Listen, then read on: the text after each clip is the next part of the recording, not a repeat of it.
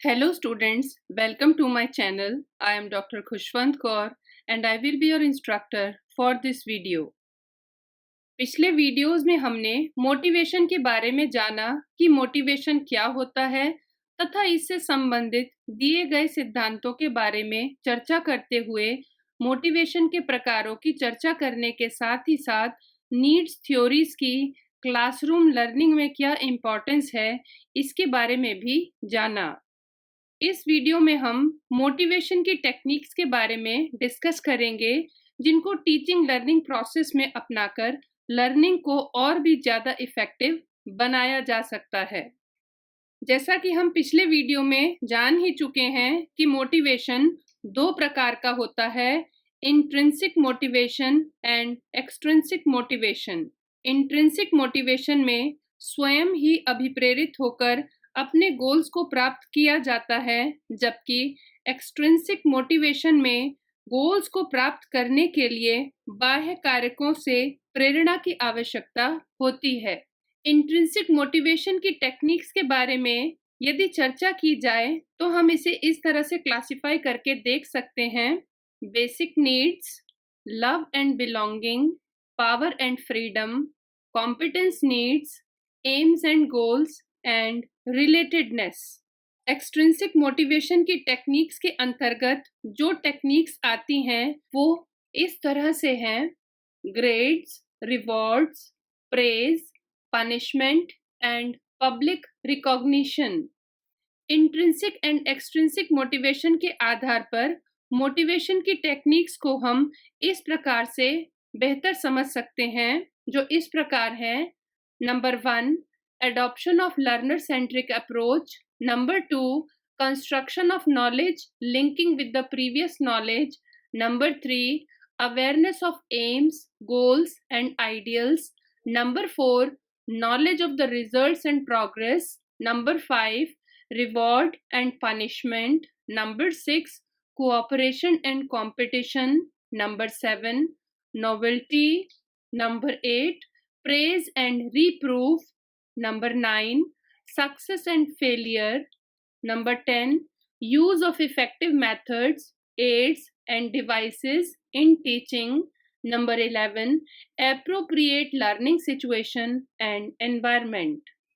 अब हम इन टेक्निक्स के बारे में विस्तार से चर्चा करेंगे कि इन्हें क्लासरूम सिचुएशन में किस तरह से प्रयोग में लाया जा सकता है, जिससे लर्नर ज़्यादा से ज़्यादा लर्निंग एक्सपीरियंसेस गेन कर सके। Number 1, adoption of learner centric approach. यदि लर्नर को टीचिंग लर्निंग प्रोसेस में सेंटर मानते हुए लर्निंग अपॉर्चुनिटीज़ प्रोवाइड की जाती हैं तो लर्नर मोटिवेटेड होकर ज़्यादा से ज़्यादा लर्निंग एक्सपीरियंसेस गेन करता है। लर्नर सेंट्रिक अप्रोच में लर्नर की needs, interest, capacity, previous knowledge and abilities को ध्यान में रखकर लर्निंग एक्सपीरियंसेस प्रोवाइड किए जाते हैं। यहाँ पर लर्नर लर्निंग बाय डूइंग के द्वारा नॉलेज कंस्ट्रक्ट करता है। Number 2, construction of knowledge linking with the previous knowledge. Learner centric approach में यदि लर्नर के प्रीवियस नॉलेज पर बेस करके लर्निंग एक्टिविटीज प्रोवाइड की जाती हैं तो लर्नर ज़्यादा इंटरेस्ट लेकर न्यू नॉलेज कंस्ट्रक्ट करता है। जैसे यदि लर्नर ने काउंटिंग सीखी हुई है, उसके बाद ही उसे एडिशन एंड सब्ट्रैक्शन के कॉन्सेप्ट के बारे में सिखाया जाएगा और इस तरह से लर्निंग एक्टिविटीज़ प्रोवाइड की जाएंगी जिससे लर्नर की टीचिंग लर्निंग प्रोसेस में ज़्यादा से ज़्यादा भागीदारी हो सके और वह उत्साहित होकर अपने प्रीवियस नॉलेज को यूज़ करके न्यू नॉलेज कंस्ट्रक्ट कर सके। Number 3, awareness of AIIMS, goals and ideals. किसी भी कार्य को करने के पीछे कोई ना कोई उद्देश्य अवश्य होता है, अतः लर्नर को यह बताना जरूरी है कि उसे लर्निंग एक्सपीरियंसेस क्यों दिए जा रहे हैं, इन लर्निंग एक्सपीरियंसेस की उसके जीवन में क्या उपयोगिता है। गोल्स एंड ऑब्जेक्टिव्स उसे सही दिशा प्रदान कर मोटिवेशनल फैक्टर्स का काम करते हैं, जिससे वह सही दिशा में काम करते हुए अपने उद्देश्यों को प्राप्त करने में सक्षम हो पाता है। जैसे वह अपने भविष्य में क्या बनना चाहता है, इसके लिए उसे यह निश्चित करना होगा कि वह क्या बनना चाहता है। माना कि वह शिक्षक बनना चाहता है, उसे अपने उद्देश्यों को प्राप्त करने के लिए उसी दिशा की तरफ बढ़ना होगा जिससे वह अपने अंतिम लक्ष्य को प्राप्त कर सके। शिक्षक बनने के लिए उसे उसी प्रकार की शिक्षा ग्रहण करनी होगी जो शिक्षक बनने के लिए आवश्यक है। जैसे कि आप बीएड कर रहे हैं, क्यों? क्योंकि आप बीएड करने के बाद शिक्षक के रूप में अपनी सेवाएं देना चाहते हैं। Number 4, knowledge of results and progress. जो भी हम कार्य करते हैं, हमेशा हम उसके परिणाम के बारे में सोचते हैं।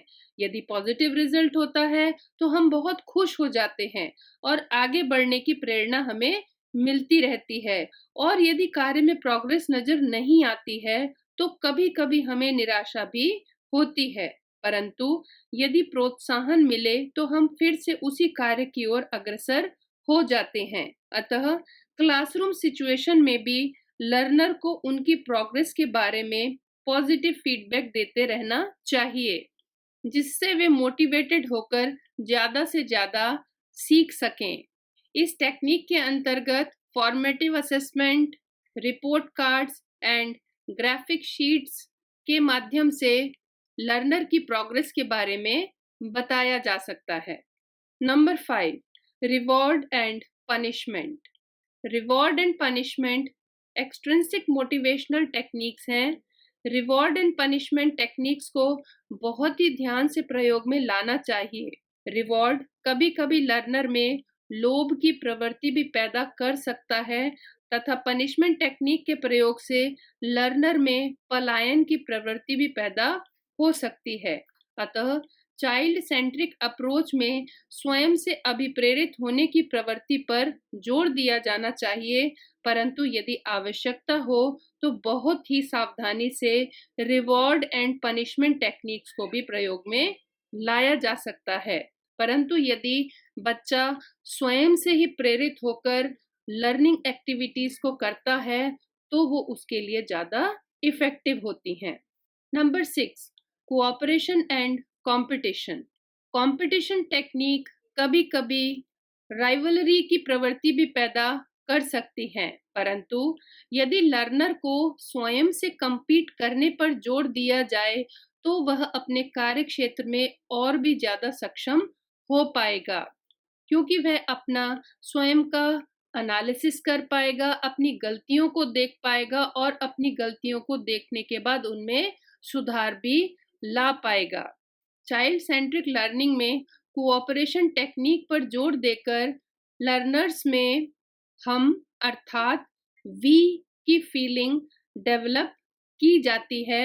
अतः कंपटीशन टेक्निक को देखा जाए तो उससे हम ये समझ सकते हैं कि कंपटीशन हो तो स्वयं से हो तथा दूसरे के साथ कोऑपरेशन हो तो ये लर्नर में यूनिटी की फीलिंग को डेवलप करता है। जैसे यदि लर्नर को ग्रुप एक्टिविटी के अंतर्गत एक प्रोजेक्ट दिया जाए तो लर्नर्स उस प्रोजेक्ट को एक दूसरे की सहायता से आसानी से पूर्ण कर पाएंगे। Number 7, novelty. बार बार एक कार्य को करने से लर्नर में डिसइंटरेस्ट की फीलिंग पैदा हो जाती है। अतः टीचिंग लर्निंग प्रोसेस में नई चीज़ों को शामिल करना भी जरूरी है। जैसे यदि हम हर बार खाने में सिर्फ एक ही प्रकार का खाना खाएंगे तो बोर हो जाएंगे। इसी तरह टीचिंग लर्निंग प्रोसेस में भी नयापन होना अति आवश्यक है। जैसे लर्नर को कभी-कभी फील्ड ट्रिप पर या कभी लेबोरेटरी में लर्निंग एक्सपीरियंसेस प्रदान किए जाने चाहिए। Number 8, praise and reproof.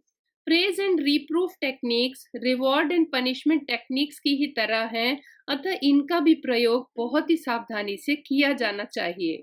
Praise incentive की तरह कार्य करता है, लेकिन ओवर प्रेज लर्नर में ओवर कॉन्फिडेंस भी पैदा कर सकता है।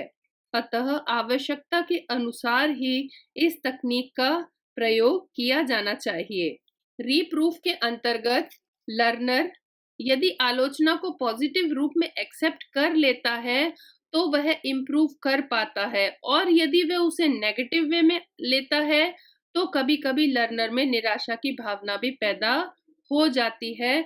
अतः प्रेज एंड रीप्रूफ टेक्निक को बहुत ही सावधानी से प्रयोग में लाना चाहिए। Number 9, success and failure.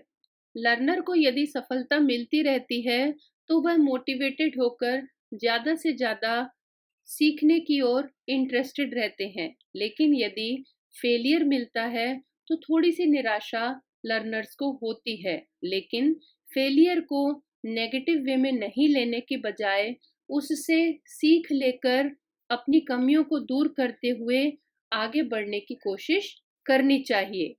Number 10, use of effective methods, aids and devices in teaching. Learner centric approach में लर्नर को सेंटर मानकर teaching methods, aids and devices use में लानी चाहिए, जिससे लर्नर लर्निंग एक्टिविटीज में एंगेज होकर एक्सप्लोरेशन के द्वारा न्यू नॉलेज कंस्ट्रक्ट कर सके तथा अपने जीवन में नॉलेज को उपयोग में भी ला सके। इस तकनीक के अंतर्गत बच्चों को ज़्यादा से ज़्यादा लर्निंग बाय डूइंग एक्टिविटीज़ में एंगेज किया जाना चाहिए, जिससे कि वह स्वयं से प्रयत्न करके नॉलेज को कंस्ट्रक्ट कर सकें। Number 11, appropriate learning situation and environment. Teaching and learning process को इफेक्टिव बनाने के लिए लर्नर्स के लिए सूटेबल लर्निंग एनवायरनमेंट प्रदान करना अति आवश्यक है। यदि उपयुक्त वातावरण प्रदान किया जाता है तो लर्नर मोटिवेटेड होकर टीचिंग लर्निंग प्रोसेस में ज़्यादा से ज़्यादा भागीदारी रखते हैं। मान लीजिए क्लासरूम में पूरी तरह लाइट नहीं है, आसपास ज़्यादा शोर हो रहा है, तो इस तरह की सिचुएशंस लर्नर की लर्निंग को इफ़ेक्ट करती हैं और उसे लर्निंग एक्सपीरियंसेस को गेन करने में प्रॉब्लम्स आती हैं। अतः appropriate learning situation environment learners को प्रोवाइड किया जाना चाहिए। अतः लर्नर्स का टीचिंग एंड लर्निंग प्रोसेस में मोटिवेटेड होना बहुत ज़रूरी है। ये शिक्षक पर निर्भर करता है कि कौन सी विधि को कब और कैसे उपयोग में लाया जाए, जिससे लर्नर्स ज़्यादा से ज़्यादा मोटिवेटेड होकर स्वयं से नॉलेज कंस्ट्रक्ट कर सकें और ज़्यादा से ज़्यादा लाभान्वित हो सकें। चाइल्ड सेंट्रिक अप्रोच अपनाकर लर्नर्स की basic needs, growth needs and psychological needs को फुलफिल करते हुए टीचर्स को लर्निंग एक्टिविटीज़ इस तरह से अरेंज करनी चाहिए जिससे लर्नर अपने स्वयं के एफर्ट्स लगाकर टीचिंग लर्निंग प्रोसेस में एक्टिव पार्टिसिपेशन दिखा सके और ज़्यादा से ज़्यादा नॉलेज कंस्ट्रक्ट कर सके। Thank you for watching my video. Don't forget to like, share and subscribe to my channel.